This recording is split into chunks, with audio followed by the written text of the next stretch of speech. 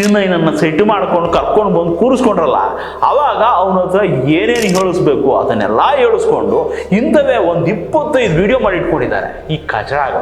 ಅದರಲ್ಲಿ ಒಂದಷ್ಟನ್ನ ಇಂಟರ್ವ್ಯೂ ಸ್ಟೈಲಲ್ಲಿ, ಇನ್ನೊಂದಷ್ಟನ್ನ ಸ್ಟೇಟ್ಮೆಂಟ್ ಸ್ಟೈಲಲ್ಲಿ ರೆಕಾರ್ಡ್ ಮಾಡಿ ಇಟ್ಕೊಂಡಿದ್ದಾರೆ. ಇವಾಗ ಅವುಗಳು ಒಂದೊಂದನ್ನೇ ಬಿಡ್ತಾ ಇದ್ದಾರೆ.